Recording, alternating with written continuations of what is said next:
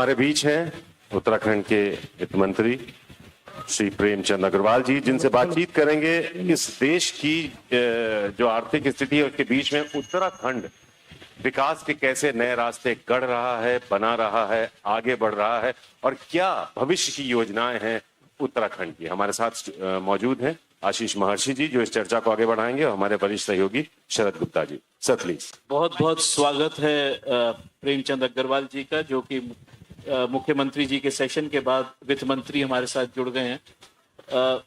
प्रेमचंद जी सीधे पॉइंट पे आएंगे। मैं जब से यहाँ आया हूँ लोग एक बात कहते हैं कि उत्तराखंड के जो जवानी है और जो पानी है दोनों ही उसके काम नहीं आता, और एक नहीं कईयों से ये बात सुनी कि ना जवानी काम आ रही है ना पानी काम आ रहा है।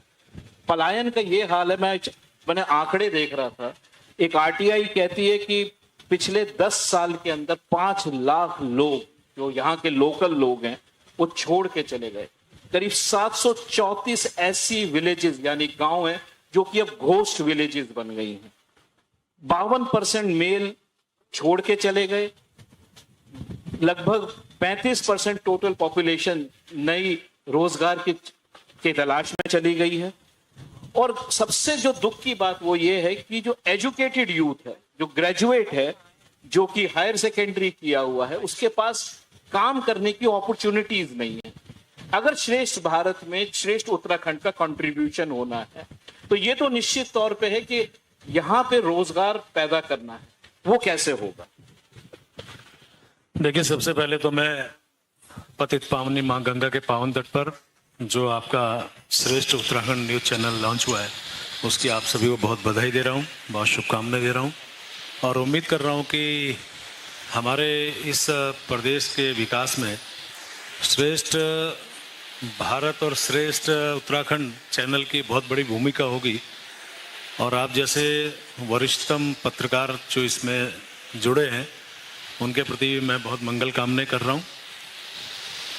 और आप जिस प्रकार का आपने एक सवाल किया कि हम लोग रोजगार कैसे सृजित करेंगे, ये बात ठीक है कि अक्सर एक बात हमारे बारे में कही जाती थी कि यहाँ की जवानी, यहाँ का पानी कभी काम नहीं आया।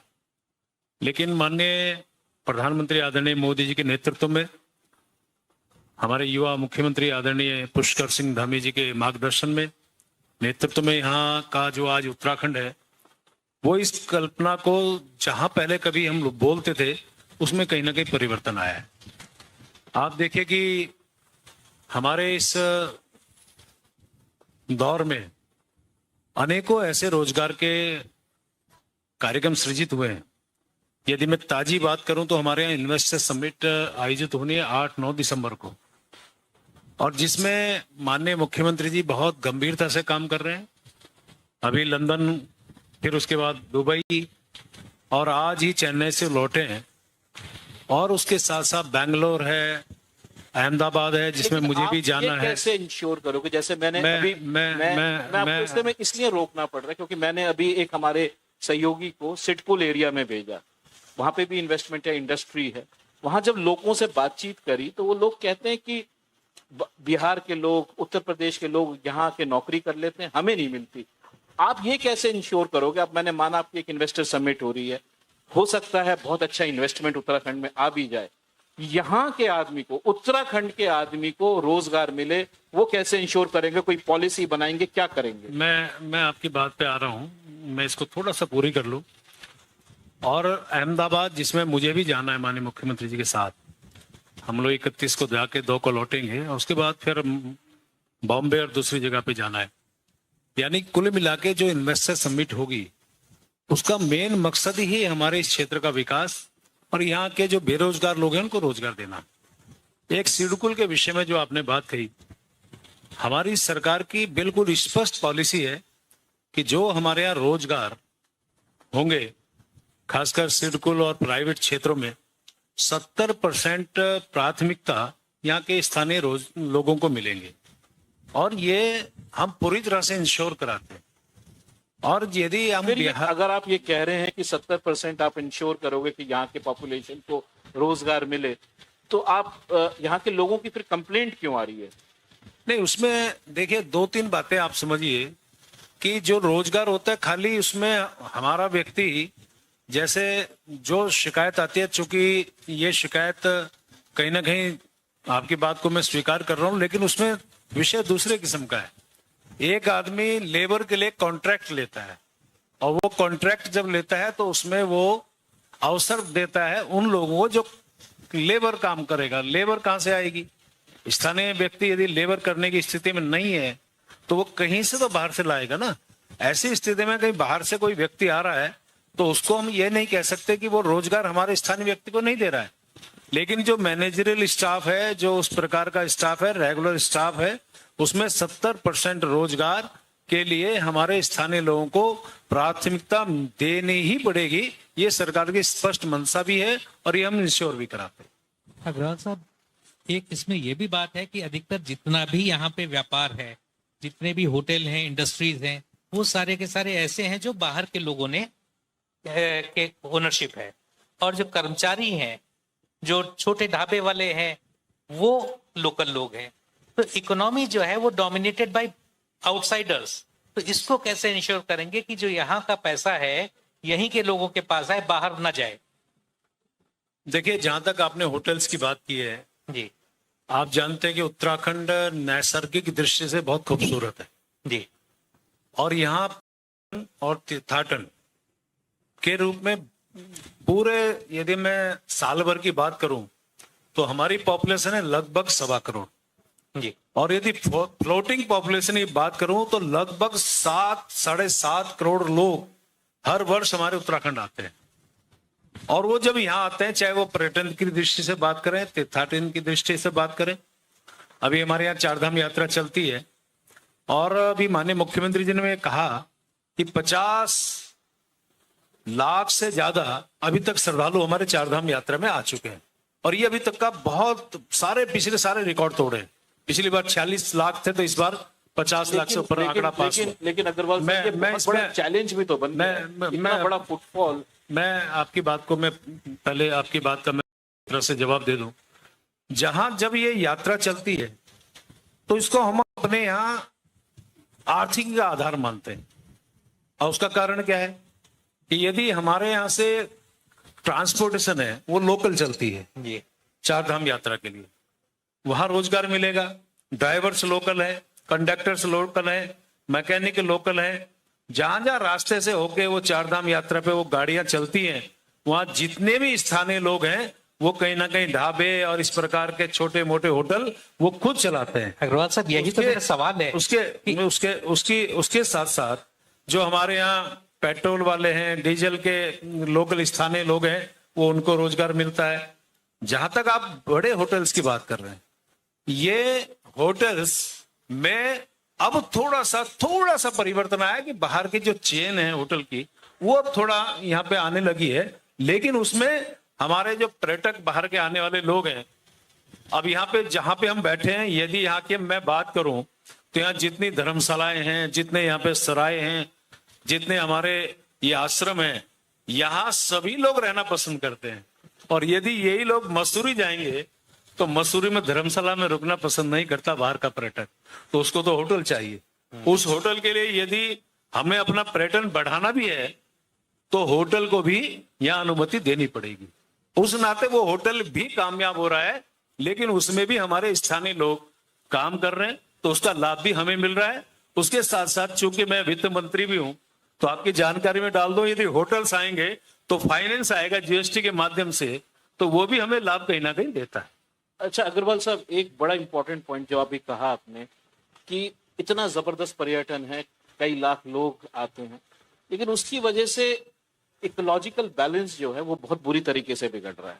और सिचुएशन ये देखने को मिली है कि जैसे देखा गया जोशीमठ में जो हुआ, केदारनाथ जी में जो हुआ, बहुत जगहों पे हमने ऋषि गंगा, हाँ, विष्णुप्रयाग, ऊखीमठ, मतलब एक नहीं कई इंसिडेंट्स देखने को मिल रहे हैं। तो इकोलॉजिकल बैलेंस और डेवलपमेंट, ये दोनों को आप कैसे मेंटेन करने का प्रयास कर रहे हैं? देखिए, जहां तक आपने जोशीमठ की बात की है, हमारे यहाँ पहाड़ के बहुत से ऐसे स्थान है जहां की कैरिंग कैपेसिटी के से ज्यादा लोगों ने वहां इंफ्रास्ट्रक्चर बनाए, बड़े बड़े। आप देखिए, फिर वही बात आई घूम के होटल्स और ये सब चीज। हालांकि मैं ये कहने को तैयार भी हूं कि वो होटल्स हमारे स्थानीय लोगों के, लेकिन जो हम हमेशा कहते हैं, सरकार कहती है कि आप नियोजित तरीके से उसमें निर्माण करिए, लेकिन वह अनियोजित तरीके से जिस प्रकार से हुआ उससे कहीं हमें थोड़ा दिक्कत हुई। अभी मैं जोशीमठ के साथ साथ यदि मैं हिमाचल की बात करूं, इसी साल में कितने वहां पे लोगों को परेशानी हुई, उसी स्थिति में जैसा जोशीमठ हिमाचल में भी हुआ। ये खाली हिमाचल की समस्या नहीं है, ये तमाम पर्वतीय प्रदेशों की समस्या है, क्योंकि पर्यटक आना चाहते हैं पर्वतीय क्षेत्रों में और वो रहना चाहता है, फिर वही बात है होटल्स में। लेकिन मैं तो ऐसी स्थिति में मैं एक रिक्वेस्ट जरूर करूंगा, जब मैं बात अपनी पूरी कर लूं, आप जितने सवाल कहेंगे मैं उतनी देर तक आपकी बात का जवाब दूंगा, लेकिन एक बात मेरी पूरी हो जाने दें। तो उसमें हम लोगों ने निर्णय लिया कि जितने हमारी सरकार, माननीय धामी जी की सरकार ने निर्णय लिया, हमारे जितने इस प्रकार के जो हमारे पर्वतीय जो पॉइंट्स हैं उनकी कैरिंग कैपेसिटी का हम सर्वे कराएंगे, यानी कि आने वाले टाइम पे ये समस्या फिर पैदा ना हो, उसके लिए सरकार उनका सर्वे करा रही है ताकि लोगों को आगे आने वाले पे समस्या पैदा ना हो। मैं इसी पॉइंट पे आ रहा था आपके पास। मैं कहीं पढ़ रहा था 1976 की एक रिपोर्ट थी, एक कमेटी बनी थी जो कि एंशियंट लैंडस्लाइड के ऊपर थी और जो कि जोशीमठ के बारे में थी। ये कहता था कि भाई इधर जो उसके जमीन के नीचे का पोर्शन है जोशीमठ के नीचे वो हॉलो हो रहा है, और जो तपोवन हाइडल प्रोजेक्ट है और हेलांग बाईपास जो है वो उसकी वजह से हो रहा है। अब एक कमेटी की रिपोर्ट 1976 की बनी हुई है, उसको इग्नोर करके अगर इतनी बड़ी कंस्ट्रक्शन हो रही है तो कहीं ना कहीं सरकार की भी तो जवाबदेही है इसमें। नहीं, मैंने कहा ना कि अनियोजित तरीके से विकास हुआ है, ये हम स्वीकार कर रहे हैं। जहां तक आपने कहा 1976 की रिपोर्ट, अभी हमने अपने तमाम सर्विस के आधार पे भी कराए कि क्या विशेष कारण था जिसके कारण ये समस्या पैदा हुई। तो सबसे बड़ा जो कारण सामने आया वो ये है कि जो हमारा पानी है उसका निकलने का जो ड्रेजिंग जो है वो पानी निकलने की स्थिति बहुत ठीक ठाक नहीं थी, अनुकूल नहीं थी, सिल्टिंग हो जा रही है, तो उसके कारण ये समस्या आई। तो वो बात घूम के फिर आई कि अनियोजित विकास। हालांकि हमने जिला विकास प्राधिकरण बनाए थे, लेकिन स्थानीय लोगों के विरोध के कारण उसको हमने स्थगित किया और ऑप्शनल कहा कि जो व्यक्ति उस पर अपना नक्शा पास कराना चाहे तो करा सकता है, नहीं कराना चाहे तो नहीं करा सकता है। लेकिन इस जोशीमठ के बाद हम फिर ऐसा विचार कर रहे हैं कि ताकि ये समस्या आगे पैदा ना हो, तो हमने जोशीमठ के उस बात को दृष्टि रखते हुए हमने इस पर भी निर्णय लिया। ये आपका बहुत बड़ी घोषणा है कि आप ऐसा सर्वेक्षण कराएंगे कि कैरिंग कैपेसिटी का, लेकिन ये सर्वेक्षण कब तक कंप्लीट होगा? नहीं, अभी तो शुरुआत है। अभी आप मान के चलिए कि क्योंकि किसी काम की शुरुआत यदि हम करेंगे तो हम जल्दी कोशिश करेंगे, क्योंकि ये समस्या बहुत छोटी नहीं है, बड़ी समस्या है। पर पर्वतीय क्षेत्रों को हम बहुत जल्द हमने प्रारंभ करने का इसका निर्णय लिया है, जल्द इसको हम पूरा करेंगे। क्योंकि घोषणाएं बहुत होती हैं, वो पूरी नहीं होती। तो ये घोषणा नहीं है, ये काम करने की स्थिति में हम लोग हैं, क्योंकि इसके बिना हमारा जो आने वाला समस्या, जो बहुत बड़ी समस्या कभी विकराल रूप न ले ले, उससे पहले हम लोग इस समस्या को निदान करें। एक बहुत बड़ा इशू है, थोड़ा हटके है, वो ये है हेल्थ का इशू। मेरे को अभी किसी का फोन आया और उन्होंने मुझे कहा कि मेरे रिश्तेदार, क्योंकि 5-5, 6-6 घंटे दूर हॉस्पिटल्स होते हैं, रास्ते में ही दम तोड़ दिया। और एक ही नहीं, कई फैमिलीज के साथ ये होता है कि पता चले चक्राता में रहते हैं, दूर दराज इलाकों में, जब तक विकास नगर या देहरादून तक पहुंचे तब तक आदमी ने दम तोड़ दिया। उसकी वजह जो उन्होंने मुझे बताई, क्योंकि वो यहाँ के लोकल हैं, वो ये कहते हैं कि ना तो स्कूल है, स्कूल के अंदर अगर स्कूल है तो बच्चे नहीं है, बच्चे हैं तो टीचर नहीं है, अगर हॉस्पिटल है तो डॉक्टर नहीं है, डॉक्टर है तो हॉस्पिटल नहीं है। बड़ी अजीब सी स्थिति बनी हुई है, एक विशियस सा साइकिल बना हुआ है। उस चीज को कैसे हैंडल किया जाए कि दूर दराज में, क्योंकि पहाड़ी इलाके हैं, वहां पे हॉस्पिटल होने चाहिए, कम से कम एक प्राइमरी हेल्थ सेंटर्स हो जिसकी वजह से थोड़ी मदद हो जाए आम आदमी की। लोग इस चीज से बहुत परेशान है। मैंने देखा आप लोगों ने करीब 4-4.5 हजार करोड़ रुपए का एलोकेशन भी किया हुआ है हेल्थ सेक्टर में, लेकिन वो जो 4-4.5 हजार का एलोकेशन है करोड़ का, उससे आम लोगों तक जो लाभ पहुंचना चाहिए, जो बेनिफिट पहुंचना चाहिए, वो पहुंच नहीं रहा। और ये एक आम लोगों की कंप्लेंट है जो मैं आप तक रख रहा हूं। हेल्थ के बारे में आपने कहा, ये बात सच है कि हमारे यहाँ जो एक विषय सबसे पहले आपने उठाया था पलायन को लेके, तो हमारे यहाँ शिक्षा और चिकित्सा के कारण भी लोगों ने प्लान किया था, लेकिन आज मैं कह सकता हूं कि शिक्षा और चिकित्सा के क्षेत्र में हमारी सरकार ने बहुत अच्छे प्रयास किए। अब यदि आप चिकित्सा की बात कर रहे हैं तो मैं कह सकता हूं कि ये बात तो ठीक है कि अभी तक हम सभी हॉस्पिटल में सभी डॉक्टर्स दे पाए हों, ये मैं कहने को तैयार नहीं हूं, लेकिन ये भी कहने को तैयार हूं कि पहले की अपेक्षा हमारे तमाम जो चिकित्सालय हैं, हॉस्पिटल्स हैं, उसमें मैक्सिमम हमारे हॉस्पिटल्स में डॉक्टर्स वहां पे डेप्यूट कर दिए गए हैं। और उसके साथ साथ देखिए एक सेवा हमने और भी प्रारंभ की है, वो है टेलीमेडिसिन। दूर दराज का व्यक्ति, बाय द वे, यदि आप देहरादून हायर सेंटर, ऋषिकेश जहां हमारा एम्स स्थित है, या और किसी बड़े स्थल पे आना चाहे और उसको समय लगता हो, तो बेहतर है कि उसको हम टेलीमेडिसिन देके जो हमारे इस एम्स के बड़े बड़े अच्छे अच्छे डॉक्टर्स उसको जो है टेलीमेडिसिन के माध्यम से सुविधा के माध्यम से उससे सीधी बात करते हैं।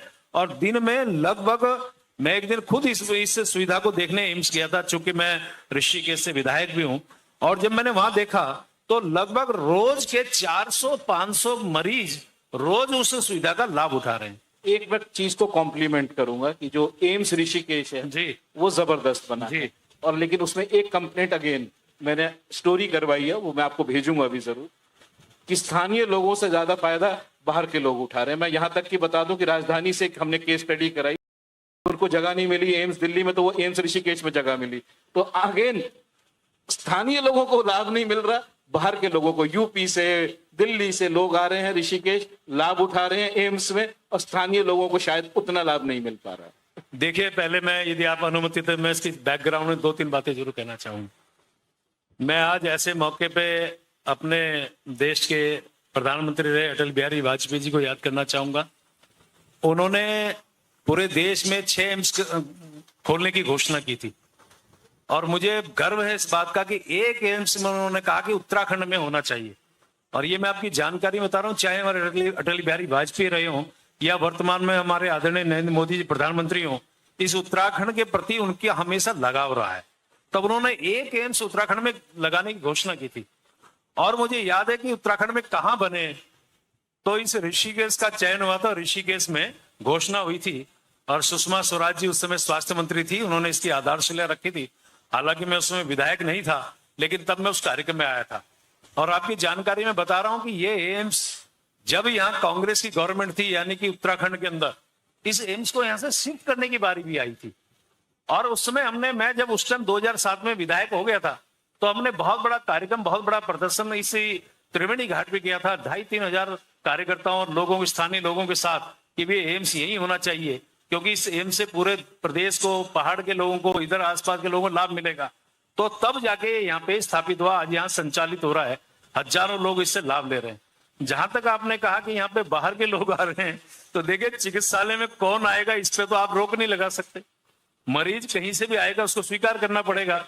और यदि मैं ये कहूं कि हमारे यहाँ के स्थानीय लोग भी उसमें पूरा लाभ उठा रहे हैं, बाहर के, अब माना मुरादाबाद के, बिजनौर के, सहारनपुर के, मेरठ के, और जो आपने दिल्ली का उदाहरण दिया, मैं तो खुद साक्षी हूं इस बात का। दिन में यदि मेरे पास 500 फोन आते होंगे, तो 10, 20, 50 तो यही फोन आते हैं कि साहब हमें एडमिट कराइए, हमारा इलाज कराइए, हमें ऑपरेशन की तिथि दिलाइए। ये सेवा भी हमें करनी पड़ती है, और हम करते हैं, क्योंकि अंतोगत्वा मानव सेवा ही हमारा धर्म है। और यदि वो किसी भी स्थिति में, यदि हमारा मरीज बाहर से आके यहाँ पे लाभ ले रहा है, तो ये तो हमारे इस एम्स का, मेरा खासकर, और माननीय हमारी धामी जी का और हम सभी का सौभाग्य है कि बाहर के लोगों का हम इलाज कर रहे हैं। अपना तो हम कर ही रहे हैं, लेकिन बाहर के जो आ रहे हैं उनका भी हम इलाज कर रहे हैं। अजय जी, बड़ी रिमार्केबल बात है कि अग्रवाल साहब ऋषिकेश से लगातार 4थी बार जीते हैं। जी धन्यवाद। तो ये प्रदेश में सरकार किसी की बने, ऋषिकेश में इन्हीं की सरकार चलती है। बहुत बहुत धन्यवाद।